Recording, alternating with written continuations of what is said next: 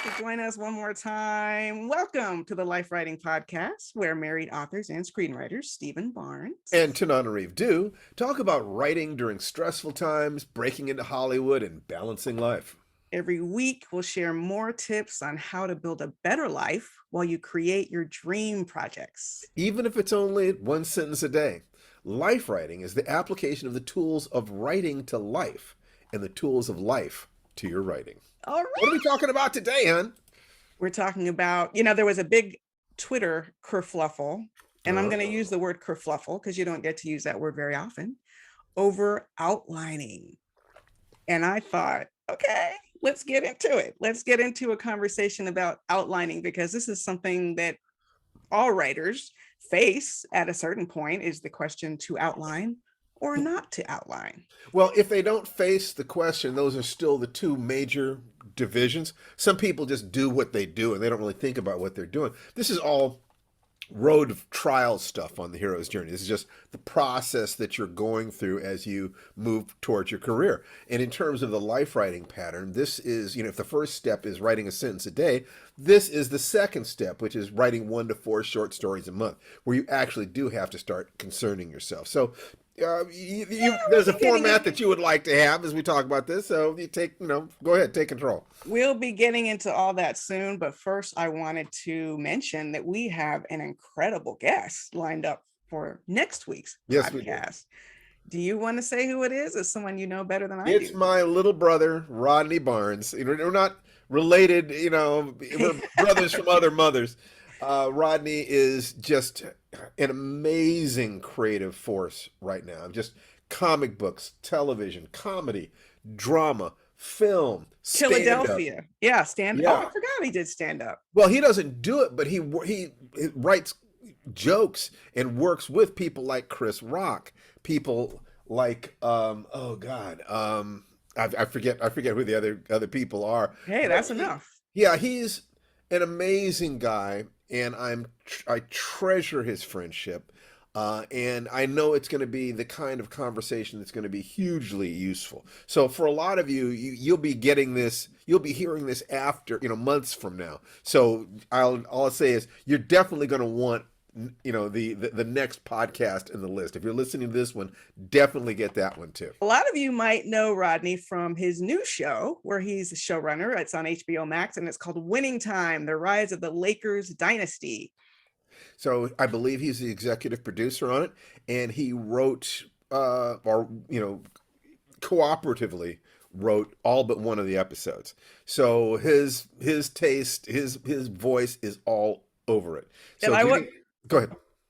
I'm sorry. No, go ahead. I just wanted to mention that I have a college friend who's on that show, and I'm going to bring it up when we talk to Rodney. His name is Andy Hirsch, and he actually has a role on the show, and I'm so happy for him. So I'm happy for Rodney. I'm happy for my friend Andy. Just can't wait for next week. This is great. I have the Eightfold Path, the cover of the graphic novel that I did with Charles Johnson up behind me right now. Unfortunately, hopefully by the time, when you watch this, it'll actually be in the stores, but I'm in this situation where because of COVID, it's been postponed. The publication has been postponed another month. I thought I would have copies in my hot little hands by now. Your baby. You thought I know, my baby. They keep pushing it back. I want to say to you, I get anxious, when you put yourself out, when you care, when you're investing yourself in your work, you can't pretend not to care. I can't play it off. I do care. I want it to find a home. I want people to love it when I'm working on it. I'm thinking about the people who might see it and appreciate it, and asking myself what will help them, what will make them laugh or cry or turn them on or scare them. That connection is important. And when you go through a situation like this, like we have right now, with it hurts. And trying to deal with that anxiety, the only way I know how to deal with that anxiety is by burying myself in other work. To just say, okay, it's scary, I'm going to get bad reviews or, whatever it's going to happen. But let me just focus on what's next. Let me just focus on what's next. That's what saves me. And also being able to put the cover in the background so that I can feel a little less alone. Is Yay. okay? Well, congratulations to you on this book. Thank you. Thank you. It was nothing. It was nothing. It's I'll not be here all nothing. week. It's Try the great. veal. It's great. I can't wait for it to be out in the world. And speaking of keeping busy, I'm deep into a pilot revision Yes. that I am super inspired by after getting some notes from a good friend and just opening up some doorways in my imagination that neither of us had thought of that really helps motor it along. And I'm not going to give any details about this at all because I am at the point now where I do believe in jinxes. But we are very, very excited about some negotiations that are underway, some interest In another project. in another project, Yes. and I mean, it's almost like I'm pitching myself, and that's all I'm Well, going to say. That's all I'm going to there, say. there, there are probably going to end up being three offers on this, and two of them are like just superb. It could go either way and we'll be fine. So it's a situation where we're already happy, and the only Yes, question is how happy are we going to be? So exactly. it's beautiful to be in that position when it happens, and undoubtedly one of these days, as we go to the next step in this, we will document what it is that's happening, leave that trail of breadcrumbs so that you have a clear understanding of the resources it's going to take to get you into Hollywood, to get you selling scripts or with your own show or a movie or into the publishing industry. The route that we've left there is short story to novel to screenplay or whatever it is. But that first step, trying to organize your mind and your energy, God, it's killer. But one thing I wanted to say to you, T, Mm. is that I listened to you speaking to our friend about the specific insights that have excited you.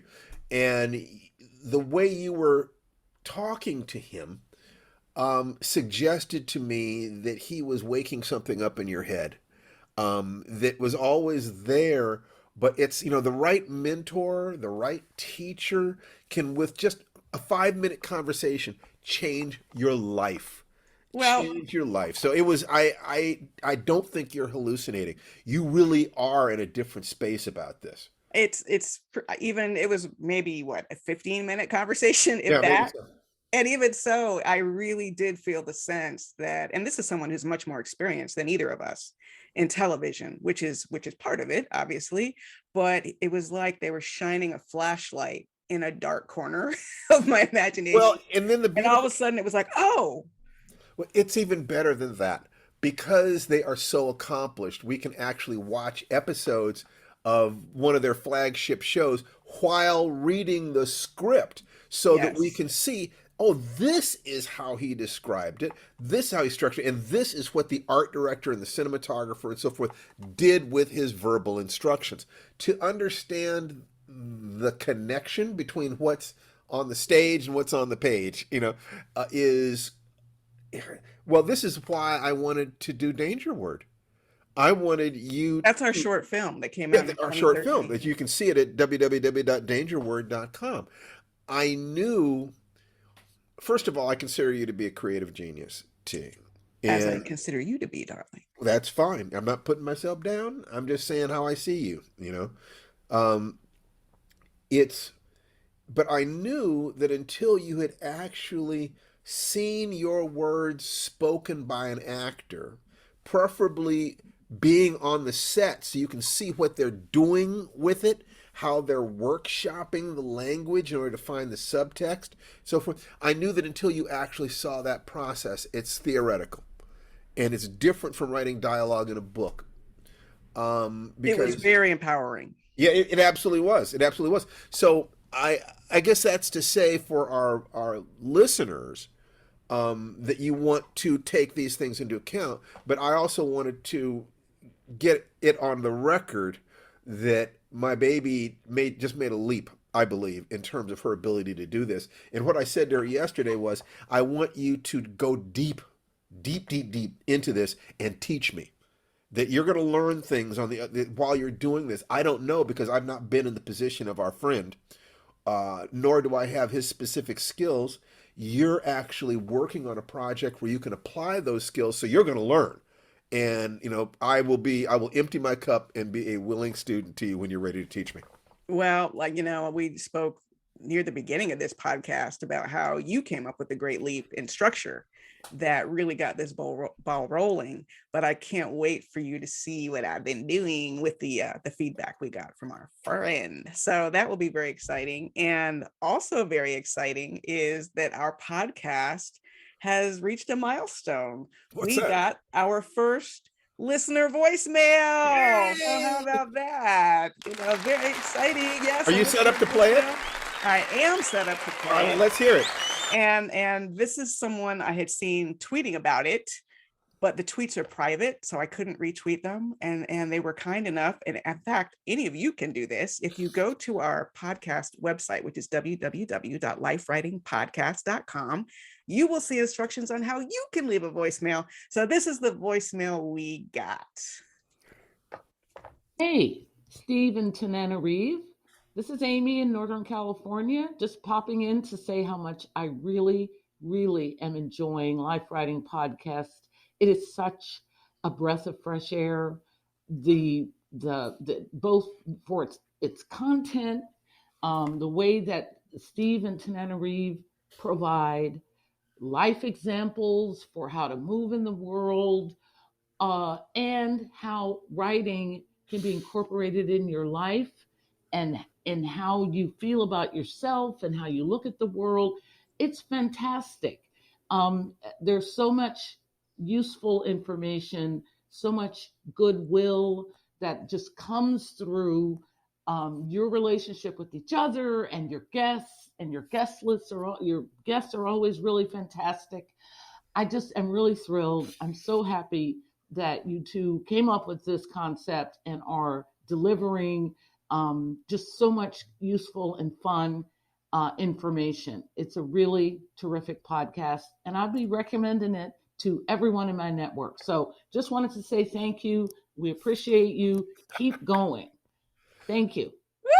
I feel so seen. I love hearing that. It's very similar to what I said about not having the book published. That what you care about is, how are people feeling about this? Right. Is it working for them? We can say words, but if words don't create change on the other side, what's the point? I mean, I can talk to the greatest degree possible. These conversations are a lot like the conversations we just have sitting around the house. True. We're not putting it on in that sense. Or conversations we have had over many, many, many Facebook Lives over the years. There was another platform called TalkShoe where we used to do this internet radio. We have been trying to pass this information along for so many years. And I'm so glad that our message has met the moment of podcasting, because podcasting is such a great fit for us. Yeah, I think so. This is, we're working to build a career and working to have a family and to be healthy with each other physically, emotionally, but we're also looking to build a business. And in doing that, one of the things that we're doing is creating this podcast, which enables us to communicate with you so that you have a sense of whether or not our approach to writing works for you. And if our approach to writing works for you, you're going to want to find out more about it. So we're going to give you everything that we can here just because we love you. But then when you want a little bit more, that's what, Life Writing Premium and things like that, and Afrofuturism, webinar.com and stuff like that, where you can get a little closer and a little bit more concentrated. But if you'll let us know what it is you want us to talk about, we'll talk about it right here on this podcast every week. So all you have to do is leave us a voicemail and tell us what you want from us, and you'll find us doing it. Yes, absolutely. And it just like today's talk was inspired by social media, just seeing the really heated exchanges going on between writers on this topic of outlining. And so to sort of set the stage for those of you who are not involved in the Twitter wars, we want to sort of reenact. We want to reenact the battlefront. So you want me to be nasty, huh? Let's make mean faces. So, and I will start one. I'll start with round one. why I like what's called pantsing and why I like just sort of making it up as I go.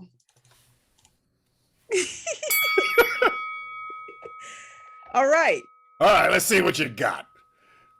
Pantsing and why I prefer to just make up my writing as I go. Some of you may not have heard of the term pantsing. I guess it's derived from flying by the seat of your pants. It's when you dive into a piece of work, fiction, or whatever it is you're writing without any pre-planning, just to see where your muse takes you.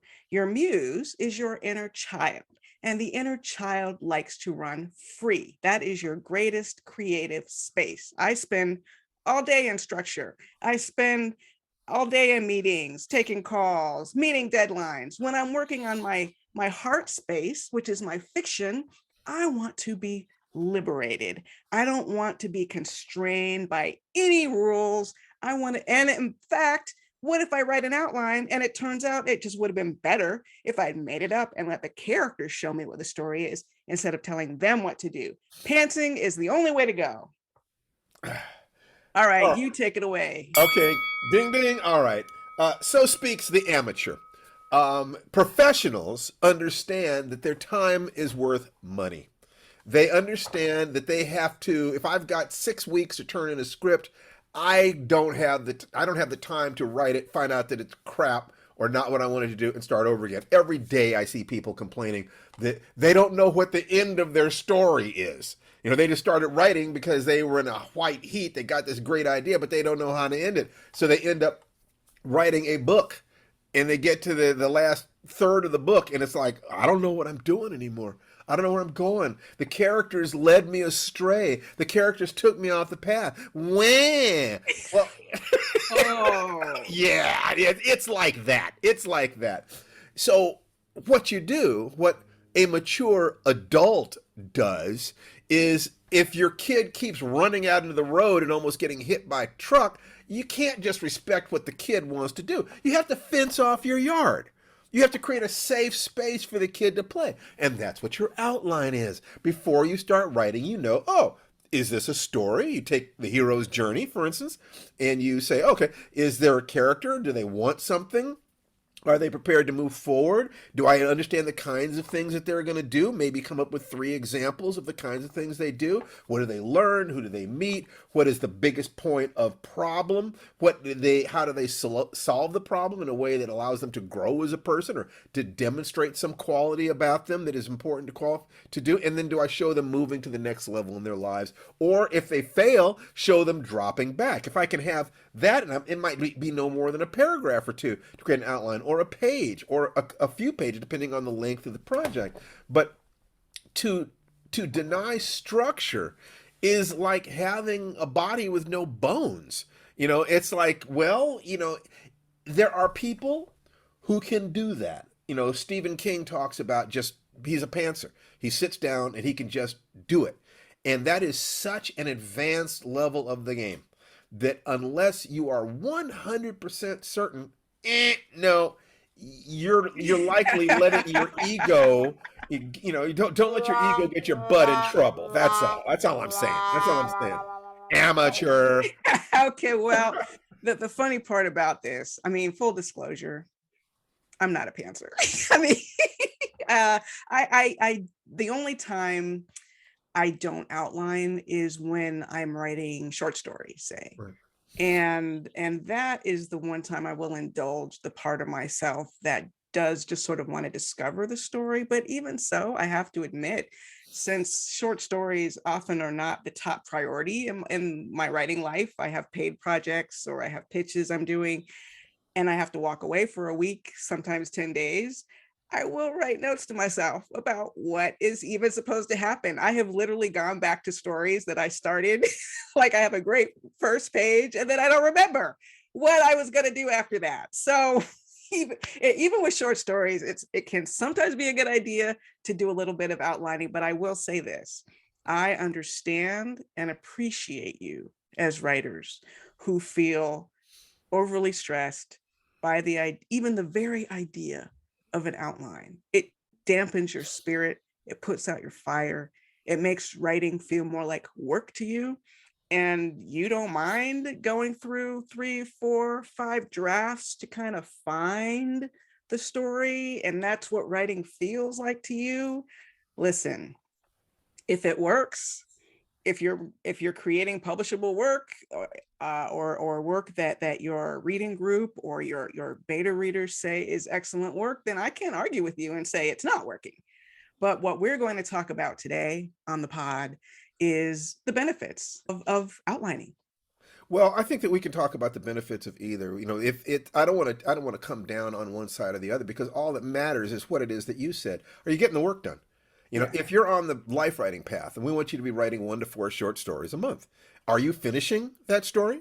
If you're finishing it, then you might ask yourself, are you enjoying the process? Because sometimes there are people who they don't enjoy writing, but they enjoy having written. And I'm not going to say, those are writers too. Everybody has their own way of doing it. But what matters the most, if what you're trying to do is be a writer, be an author, to be published, let's say, is to finish the work, submit the work, and constantly improve your work, as well as improving your understanding of the field. So if you're a pantser and you just want to sit down and write, and you look up after a month and you've written 2 stories, fantastic. You found your way. It's working. If you have not done those 2 stories, or you're feeling like you could have used a little help, a little support, a little bit more structure, or you're feeling like you're a little lost in terms of, it could have been easier, or you're not sure how to improve your work, then you might want to try planning in advance. And if you plan in advance and there isn't as much fun, or you're afraid that if you plan in advance it's not going to be fun, then one of the things that is important to understand is I can create an outline, and in the process of writing I am getting to know my characters, the world, the situation, so things can change. But I start a story knowing that, something, if it ends this way, that'll be a good story. I can always trade up. If a character wants to do something funnier, faster, better, sexier, deadlier, then I'd ask, well, how's that going to affect the rest of the story? And if I can see like a row of dominoes and say, okay, this could affect this, I might need to make some changes, but that is also leading to a good conclusion, maybe even a better conclusion, then I am pantsing inside the structure of plotting.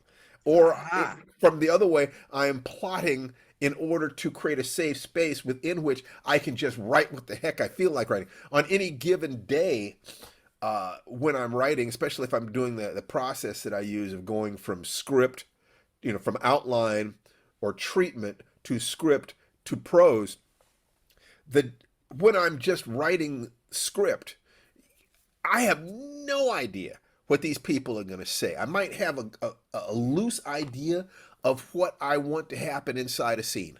That in this scene, these people are walking from here over there, and they're going to see something at some point that I need to call some attention to, because it's going to end up being a clue 50 pages down the road. So let me write this. What are they talking about? How can I indicate this clue? It's a gum wrapper, for some brand of gum that isn't sold in the United States, which tells them that there's a Mexican hitman who chews this gum, because they whatever it is you're going to do, whatever it is that you're thinking, you don't know what you're going to come up with while you're doing it.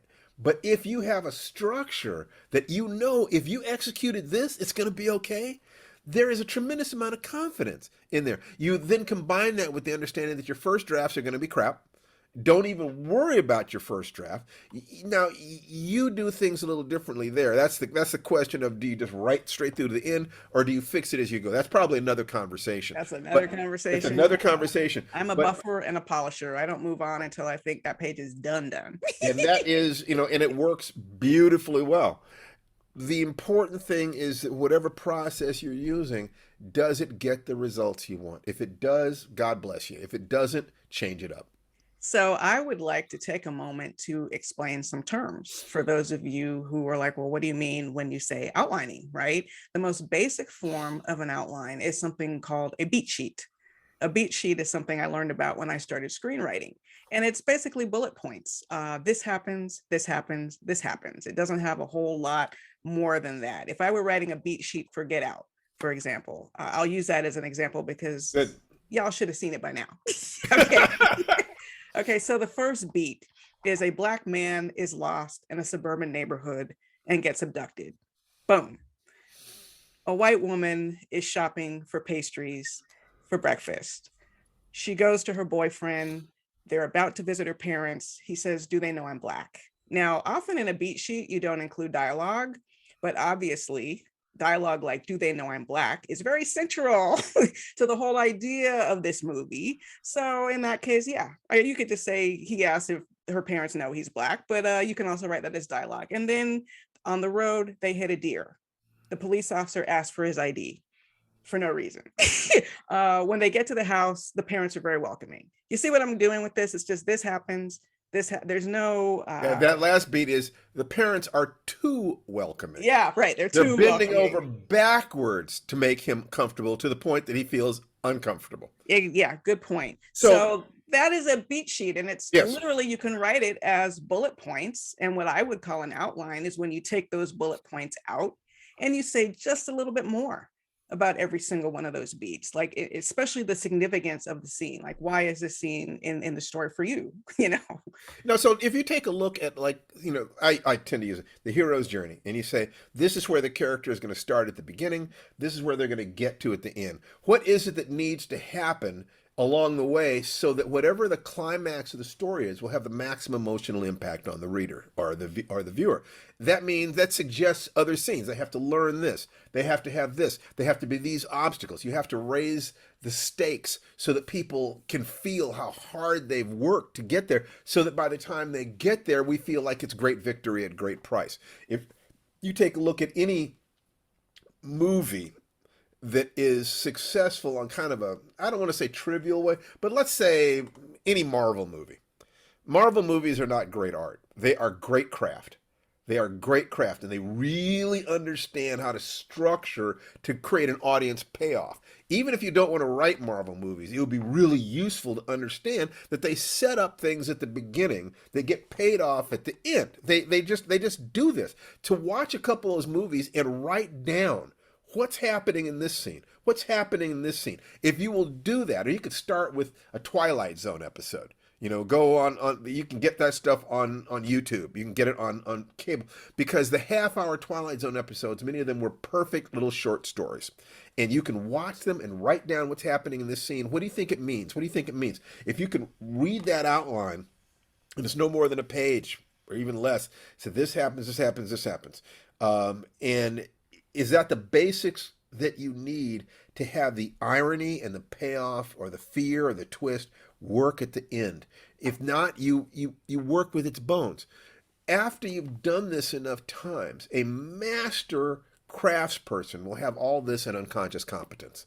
Yes. So Tananarive can write short stories without knowing where it's going, because she has a level of experience that if she does that, it works out.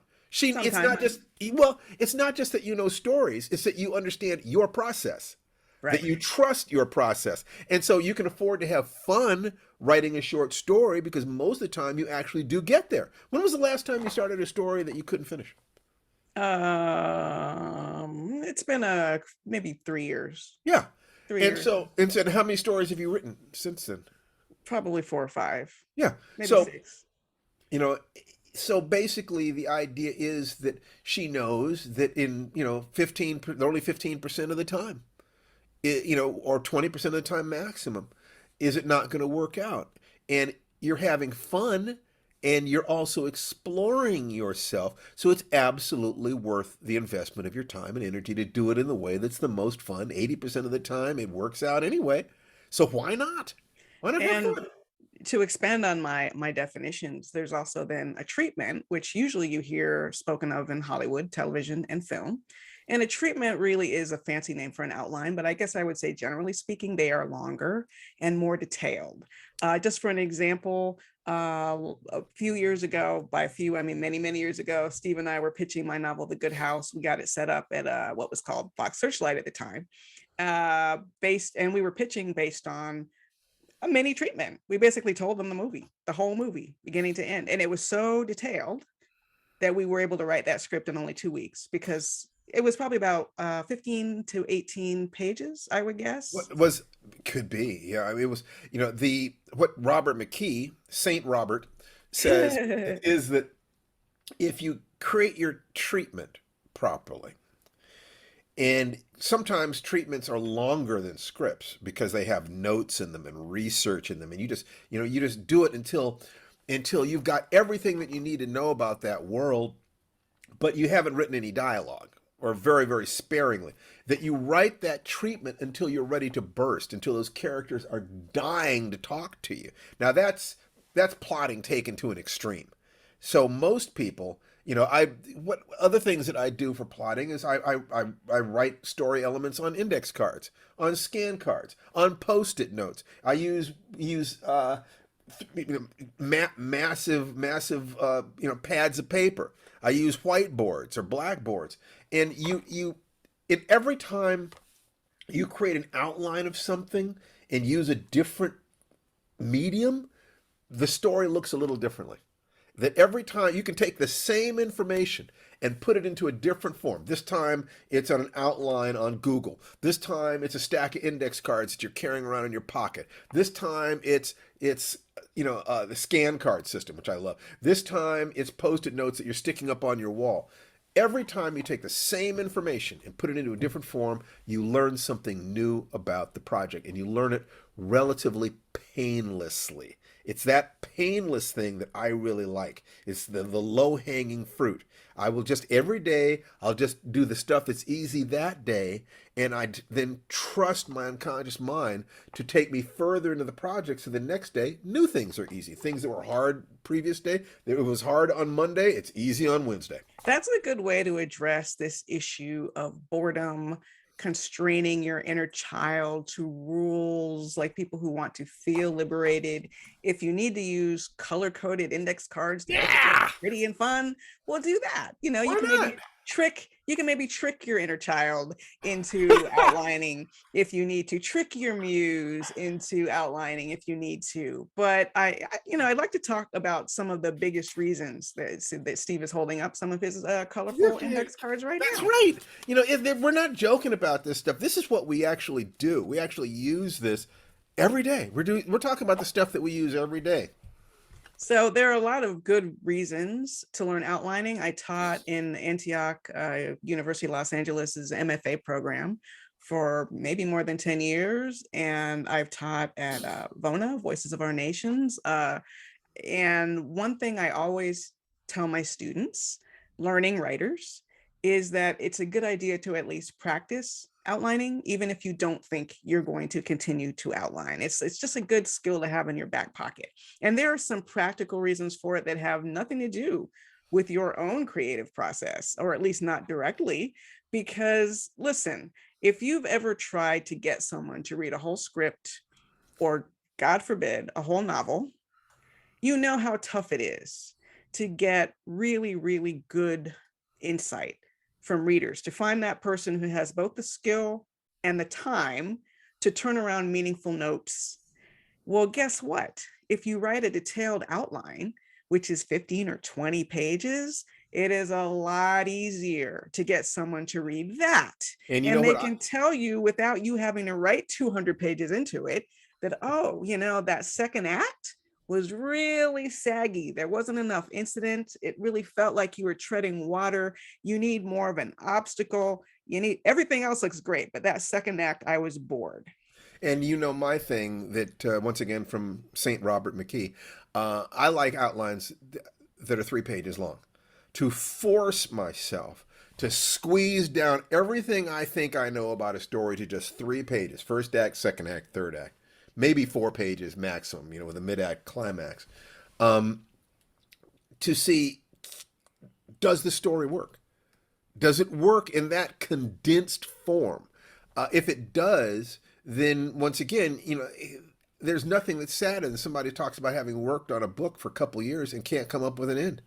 If you can't create an outline, you might try what Margaret Mitchell did with Gone with the Wind. She wrote the last chapter first, and then she wrote up to that chapter. That is, I think, that's a pretty brilliant way of doing it, but know where you're going. Otherwise, it could be like getting in your car and you don't know where you're going, but you hope you're going to end up someplace interesting. No, don't you have a destination, or a restaurant you want to go to, or you want to go to Disneyland or a movie theater or something? You're not just driving in a circle. If you want to just drive in a circle and it's your experience that works out for you, then fine, do it. But otherwise, be careful. Yeah. You had So, a real practical suggestion, didn't you, T? well, I just want to appeal to the practical side of your Yeah. mind for a Yeah. moment. For example, those of you who write nonfiction, guess what? In nonfiction, you can actually sell a whole book based on an outline and maybe a couple chapters, 2 or 3 chapters. I know this because I have done it. Okay. Same thing is true in fiction. Sometimes if you're an established writer, I don't know many houses that are going to take a chance on an unestablished writer just based on an outline. No, I said 3 chapters in an outline is the standard comment. Really? Three chapters in an outline is the stand. Now that may have That is new. shifted. No, it's not new. It's old. Whether or not it may conceivably have become out of date, but that was the standard advice 40 years ago. Oh yeah, And I don't think when I started publishing, it was even I had to have published a couple books with an editor before they were willing to give me an advance based on an outline and a few chapters. So it may vary, and I don't know but I do know in nonfiction, at least it was the norm, and I think it's a little bit easier because what you're selling in nonfiction is not so much your writing ability, which is very true often in novels, but the subject matter you're writing about. I guess. And if you're very well versed in that subject and your writing, is fine, you might be able to get that contract. If the outline is solid and the 3 chapters are solid, I think you can see whether or not a person has writing ability. What you don't know is whether they have the ability to finish a book. Well, that's another reason That's why I that's double check. different. I would say double check with your writing group, see what people are encountering. It took me a while before I could sell a novel based on an outline. Yeah. But yeah. some of you are like, huh? You didn't even know that was a thing, right? So of course, not only does it pay to know how to write an outline, but how to write a detailed outline. My book, I guess it was Blood Colony, which is the 3rd book in my African Immortals series. That was when I had established a relationship with my editor, who was Malika Darrow. And based on what her committee was saying was, yeah, we can buy it based on an outline, but it needed to be in a detailed outline. I think the outline was 30 pages long. Okay. So I was envisioning that story from beginning to end. She could tell I knew exactly where it was going. And in the case of that book, I did follow it pretty strongly. Another example would be The Good House, which I did not sell based on an outline, but I wrote one for myself. And once I started writing that book, I almost never looked at the outline again. Right. So sometimes an outline is literally the template, and another time it's just to set you on the path toward completing your project. Once again, what matters is what's happening with your work. Are you getting the results that you want? That's where the rubber meets the road. The rest of it is theory. And it's, I think this will work. I think this will work. If your intent is to finish the work, then be sure that whatever you're doing enables you to finish the work. If your intent is to be a professional writer, be sure that you're writing material that can get published. If your intent is just to have fun and express yourself, then do whatever it is that you want to do. But don't get yourself trapped into thinking that one or the other way is it. What is it is what works for you. I'll give you another example from a novel project, and then I want us to talk about Hollywood, because that's in my view, very different animal in terms of outlining. I have a novel coming out next year. I thought it was coming out this year, but like you, Steve, I am having a delay now. I have a novel coming out next year called The Reformatory. And it was a very difficult project for me. It's based on the Dozier School for Boys in Marianna, Florida, where I had a great uncle who died there in 1937. So it's a very research heavy novel. I decided to set it in 1950 since I know that era a bit better from my parents. But it was a 7-year process, in part because when I first started writing it, I don't think I did outline it. I had very strong feelings about why I was writing the book. I wanted to both expose the violence and horrible things that happened at this place, and I wanted to give the character based on my great uncle a different ending. right? So I knew the ending, and I fooled myself into thinking that knowing the ending was enough.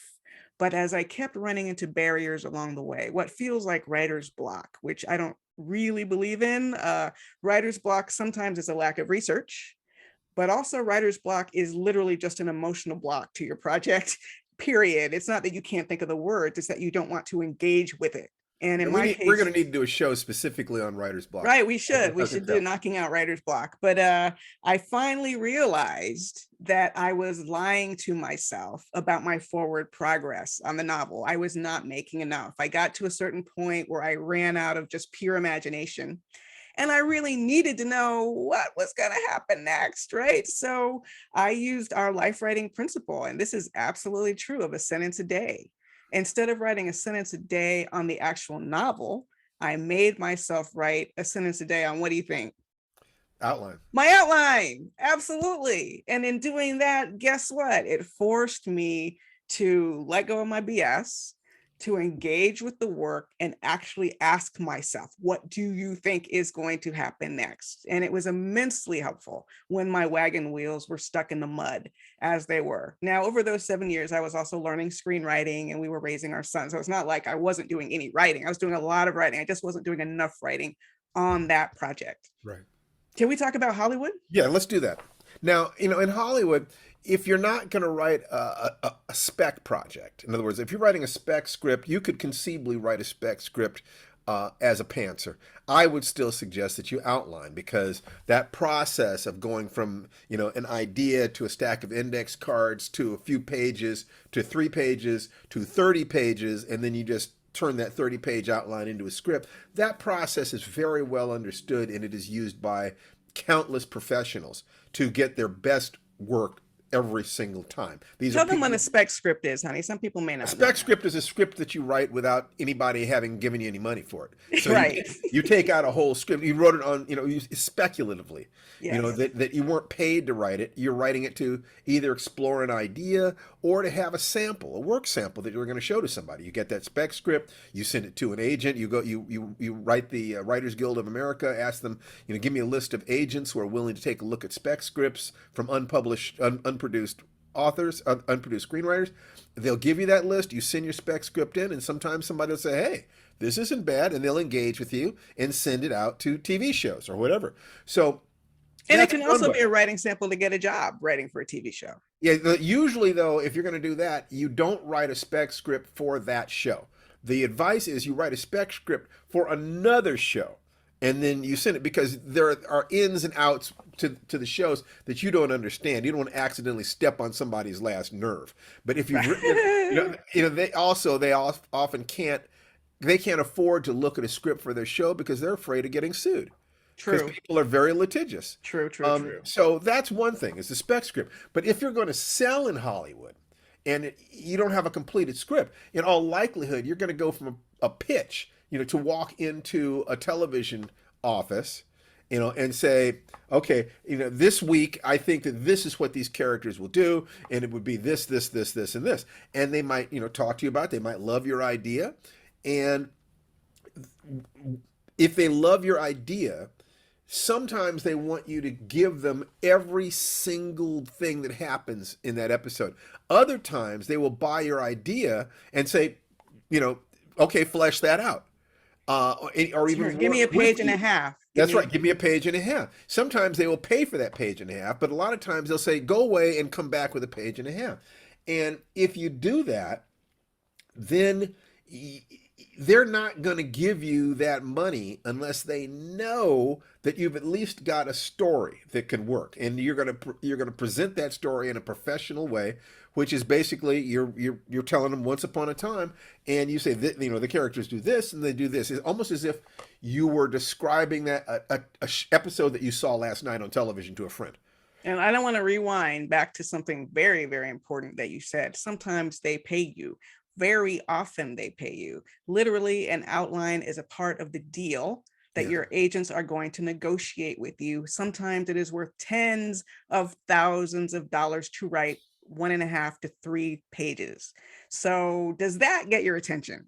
If this is a skill, the whole thing about Hollywood, there is an obscene amount of money running around in Hollywood. The difficulty is positioning yourself where you can get it and developing the skills so that when the opportunity arises, you're ready. So working on outlines, learning the skill of outlining could save your butt. Absolutely. If So you ever get that chance. there's no reason not to learn it, especially if you have any aspirations to work in Hollywood. One of the things that happened during the Twitter wars over this was people were chiming in with things like, I'd love to jump into this debate about outlining, but I'm too busy writing this outline for money. The working screenwriters, whether they're feature writers or television writers, were resoundingly telling people, you need to learn how to do this. Your showrunner will expect you to know how to do this. The executives will expect you to know how to do this. So it's That's just right. another skill to have, whether you use it in your personal work or not. It's a professional level skill that can help you leapfrog ahead in the industry. So it's not, contrary to my snide comment at the beginning, it's not amateur as opposed professional as opposed to amateur. It's professional as opposed to the artiste, the person who simply wants everybody to bow at their genius. Trust me, I'll do it. It's going to be brilliant. You don't do that. There are 1,000 other people just like you who think they're just as smart as you are. What they care about is what can you demonstrate. And a 3-page outline or a 1-page pitch or a 30-page outline is what shows them that you can think in terms that they can turn into an actual television show, an actual movie. That's when their checkbook opens. Absolutely. It's just such an important thing to know. It is. It's a critical thing to know. These are all, we're talking about how to organize your skills. So these are meta skills. These are skills of being a professional. The other skills that you need are the skills of being a writer. In other words, how do you actually write a story? How do you actually keep yourself on track? I always figure that you're 100 stories, at the maximum, you're 100 stories away from publication. Most people who've been writing some stories are no more than 10 or 15 stories away from publication if they're guided properly. And that can lead into Hollywood. Most people I know in Hollywood who have had scripts produced, they say they had 1 to 2 feet of scripts, a pile 1 to 2 feet high. So that's what, 10 scripts, 20 scripts, something like that. It's a lot, but how hard are you willing to work? Exactly. You look at people making $1 million a script and stuff like this. You think that's easy? You think you don't have to be a professional? You think you can get there because you just knew how to do it? No, you need to break it down to component pieces, practice the component pieces until you've got them at unconscious competence and move on. And that's why we recommend Lifewriting Premium. Yeah, because our Lifewriting Premium course really does delve into these questions of both craft and emotions, right? Because as I described with the reformatory, what was holding me back from even letting myself imagine what might happen next was purely emotional. It didn't have anything to do with my skills as a writer, my imagination. Sometimes we're stuck because, like a character in one of our stories, we are, having a dark night of the soul. We're not believing in ourselves. We're not believing we have the talent. We don't think we really can pull off writing a whole novel, even though you may be 50, 60, 70 pages in. You don't even want to ask yourself the question, what would it look like if I tried to write an outline? Because I think sometimes we're afraid it will look like a disaster, right? It will look like a disaster. So part of what Lifewriting Premium does is not only craft advice, but it is life advice, the life of the writer, how to create a writer's life that will support your work while creating work that will support your writer's life. The most basic level is you just commit to writing a sentence a day and to watching, the video that we send you every week. The more advanced is when you're actually getting into doing that 1 to 4 stories. But if you spend a year writing a sentence a day and watching all those videos, I can guarantee you that the writer part of you is going to feel so nurtured that 1 sentence a day is going to blossom. By the time you've been doing that for a month, it's going to blossom into paragraph or a page, and you're going to be in that, and you will start understanding what it is that we're saying. That the writer part of you is not the same as the part of you that has all the doubts and the fears. It's the part of you that dreams. It's a part of you that remembers being a kid. I have such respect and affection for that part of you, because I've still got that kid place inside me, and that kid inside me has accomplished so much, and he wants playmates. So Tananarive, Yes. one of the biggest things about my relationship with Tananarive is we're playmates. Absolutely. Our kids play together all the time. Absolutely. So, you hopefully you're going to be the next member of our Playmate gang, and we're going to be able to talk about stories, and we'll be able to read your story and analyze it life writing style. If you're a member of Life Writing Premium, we no longer analyze other people's stories at any price. If we did, we'd have to charge over $1,000 a story. But what we can do is have the members of our community submit stories to us, and we can choose a couple of them and then analyze them. So that In a webinar. that works out really well. Yes, So we just had one. It was fantastic. And it was just great. everybody felt good about it. So check out www.lifewritingpremium.com. We hope you have enjoyed this conversation that is all about outlining.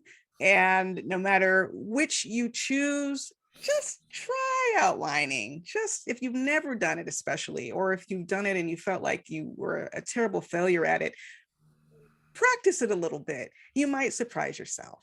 And if you are a compulsive outliner, try just sitting down and pantsing, just seeing what happens on a very, very short story. Just see what happens. Just because you should be familiar with the yin and the yang of this. Yes. Sweetie, I think that's it for today. The hero or heroine of your own story. Thank you, everybody. Join us next week when we will have Rodney Barnes, and we'll see you next time on the Life Writing Podcast. Bye-bye. Bye-bye.